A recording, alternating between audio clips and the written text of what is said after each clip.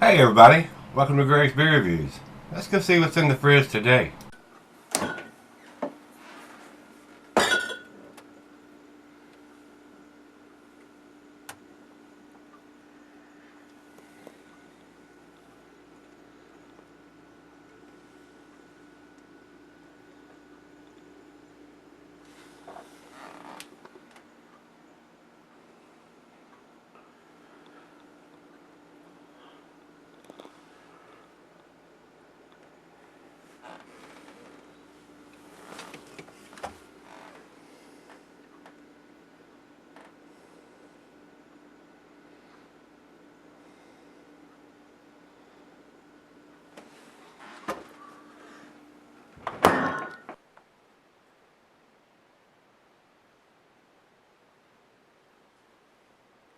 Hey everybody, thanks for stopping by Gregsbeerreviews today. Today's beer comes from, this is KerPlunk Imperial Chocolate Stout. And it's done by Springhouse, and they're out of Conestoga, Pennsylvania. Silver can, plain Jane can with a stick-on, wrap-on label. Uh, Usually these beers are fairly tasty in these type of cans. They spent their money on what's inside the can rather than spending a lot of money on fancy graphics and artwork on the can. This says canned on 10/31/16, so the end of October, and this is a big beer. It is a little 8.1%. I don't see it written on the can anywhere. Rico sent me this. And the note he sent with this beer says Springhouse KerPlunk Imperial Chocolate Stout, 8.1%. Said he bought it for $5. So this one can is $5. Canned on 10/31/16. Breweries out of Conestoga, Pennsylvania. I've had some Springhouse beers. They seem to be very tasty beers. So hopefully this will follow along that line and be a very tasty beer. I do like a nice chocolate Imperial Stout. I wouldn't want to drink them every day, but it's a nice change up from your regular Imperial Stouts where they use sometimes they use some chocolate malt. Sometimes they actually add chocolate to the beer. And sometimes they'll add lactose so it doesn't eat up all the sweetness from the chocolate they've added. And the KerPlunk comes from, according to what the commercial description says, so let me read that to you. KerPlunk Imperial Chocolate Stout is named for the delicious sound made as a large amount of Wilbur chocolate and West Coast hops are added directly in the simmering brew kettle. KerPlunk. This hefty black Imperial style stout boasts a rich caramel sweetness lavished by a robust, deep roasted heartiness you can sink your two front teeth into. The bold flavors found in KerPlunk are produced using a generous blend of roasted barley, crystal malts, and locally produced chocolate. So this actually had chocolate in there. And hopefully they've done some lactose to keep some of that sweetness in there. The resulting brew exhibits a deliciously complex and unique profile of subtle mocha coffee and intense chocolate, balanced nicely by the underlying roasted hop bitterness. This is a balanced, strong brew boasting an ABV of 8.1% that can creep up on you, and it most certainly will, guys. A lot of these bigger ABV beers that are brewed extremely well, like you're drinking chocolate milk or tea or whatever the style of beer you're drinking, if they've hidden that alcohol so well, it will get you in trouble. You'll say, oh man, this is like drinking Kool-Aid or chocolate milk or whatever, and you say, yeah, give me another one. And yeah, that was good. Give me another one. Before you know it, you've had 3 of them and you're drunk and you don't realize it. So drink responsibly, guys, especially if you're not drinking this at home like I am. And if you are drinking out in a brew pub or a bar or whatever where they have this beer on tap, just remember you're drinking a bigger beer. Even if it doesn't, you don't get any alcohol or any of that stuff, it's still got the alcohol there. Just remember that. Don't want you to hurt yourself or get in trouble or hurt any innocent people, women and children or whatever. You want to You want to drink responsibly, guys. And that's why I do. You see me doing the beer reviews. I'm right here, same background. I'm here at home. All I got to do is stagger back down the hallway and fall down into bed. Not hurting anybody. Unless I don't get to the bed in time and I fall down before I get there. Then I'm hurting me and nobody else. So let's see what this brings. Rico sent me this. Thanks again, my brother Rico, for sending me all the awesome beers you do, my brother. I do appreciate it, sir. Can't wait till you can come down and spend another weekend with me. We'll have a good time, I'm sure, my friend. I got some more stuff in the closet you haven't had, and looking forward to you coming back down, and we're going to pop some more of that stuff open. Alright, guys, let's get on with this. I've read you the commercial description, the ABV. I don't think I'm going to get an IBU on this. Let me run over to Untapped. No, we do not have an IBU on this beer. So, while I get the top popped here, I will tell you cuisine, buttery, breed good Havarti Swiss, as well as your chocolate dishes, of course. And it says digestive. Meat is beef, smoked meat, game, and grilled meat. Glassware, pint economic tumbler, snifter, oversized wine glass. I got my favorite snifter here. And it says here can be cellared for long periods. Unless it's got some coffee added to it, I can't see why you could not. Looks like it's pretty well carbonated too with that pour. We got about a finger and a half of head on that. Nice khaki colored head.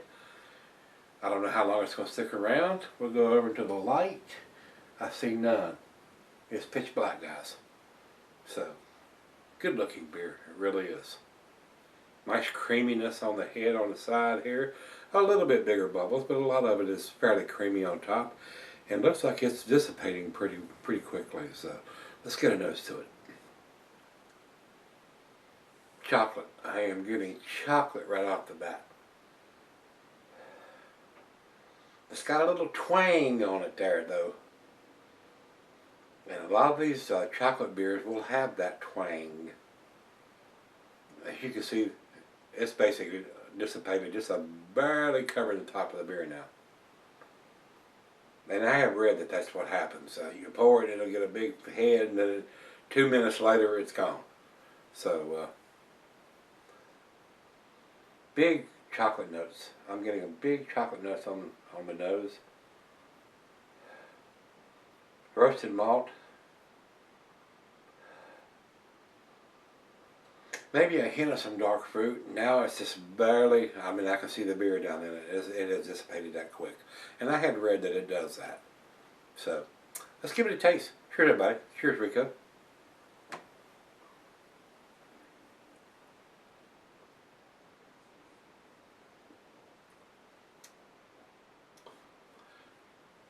Big chocolate notes, but the mouthfeel is a little on the thinner side, guys.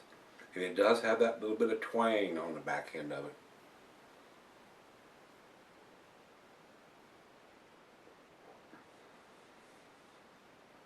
A great dessert beer. If you're having this as your dessert, or with a chocolate dessert, it would pair very well. And as you can see, the head it's gone. It's dissipated already. Good carbonation. But the carbonation doesn't last a long time. It is gone. Within a minute to 2 minutes, the head is dissipated completely when you had a finger and a half, 2 fingers of head on the pour. Big chocolate aroma. Definitely got some big chocolate notes, guys. If you're a chocolate fan, you will love this.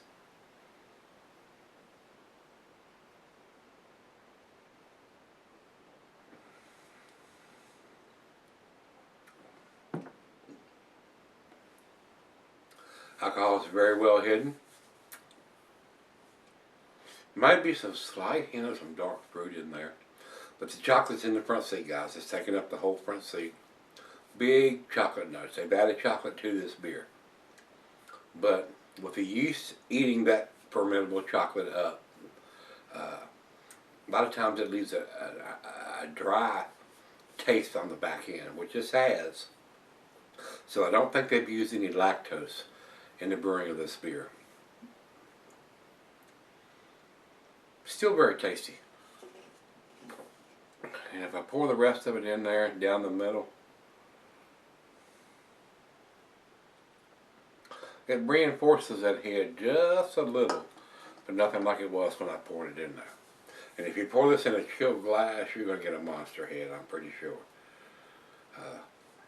Chilled glasses really react to a lot of beers, and when I pour it into a room temperature glass, I'll get a little head, or maybe even 2 fingers, where if you pour it into a chilled glass, you're going to get 4 or 5 fingers of head, just because of the temperature of the glass.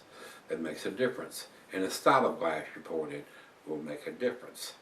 So, very nice. This it's right out of the fridge, 40 degrees. It's not room temperature, trust me. And we're going to sip on it for a little bit and see what we end up with. And let me take it out and let her have a sip, 2 or 3. She's out on the deck smoking a cigar, and that's what I'm going to do. I got a nice Cohiba out there I was hitting on earlier, and I'm going to sip on this for a little bit and let it come up to room temperature.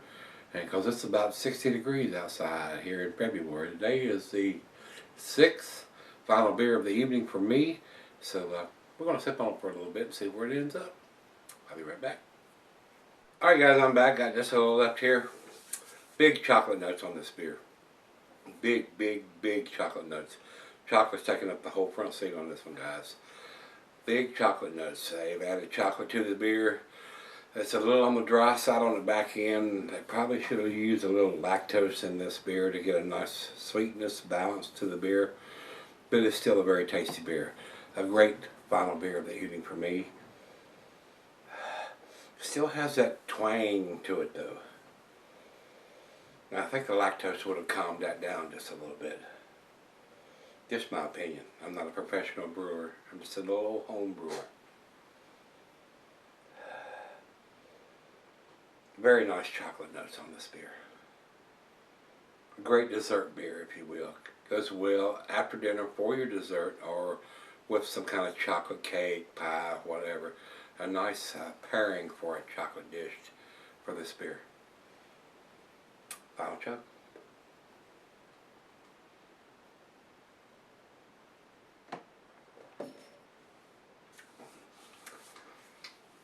Very tasty. I don't like the twang that's at the end of the beer. I think some lactose would have calmed that down. That's just my opinion though. I enjoyed it though. It's a very tasty beer. I was expecting just a little bit more from these guys on this beer. This is in a plain Jane silver can with a stick-on wrapper, but it is what it is. I don't think it's an outstanding world-class beer. It's just a little bit too much twang on this beer. I don't think they use any lactose. I may be wrong. I think the lactose would have calmed down that twang and have a nice sweetness to the back end, which this one doesn't have. Not world class as far as I'm concerned, guys. I do think it's a well-made beer. The alcohol is very well hidden, and big chocolate notes is what they're telling you right on the can here. KerPlunk Imperial Chocolate Stout. Chocolate is there, guys, no doubt about it. Big time chocolate notes on this beer. So, date on the bottom of the can, ABVs on the can. A-, 8 for me, guys. Numeric rating would be a 90. That's where I'm going to put this beer. Let's go over to Beer Advocate. They have 88. We're pretty close there. 88. I'm giving it a 90. And over to Rate Beer. Rate Beer has it at 90 overall. I agree with that 100% on these guys. 38 in the style though. And our final check-in, Untapped has it at 3.92, which is in their A category also. The bottom end of their A category, and that's where I'm putting it to. Very nice. I think a little lactose would have calmed this beer down as far as the twang on the back end of the beer, but still a very tasty beer. I enjoyed it. So if you've had this one from Springhouse Brewing, and these guys are out of Conestoga, Pennsylvania, if you've had it, let me know what you think, guys. I did enjoy it. It's a very nice beer. So Rico, once again, my brother, I do appreciate you sending it to me. Very tasty beer. Very, very tasty. Alright guys, if you've had it, let me know what you think. Come on back tomorrow. Let's take something out of the fridge. See you then.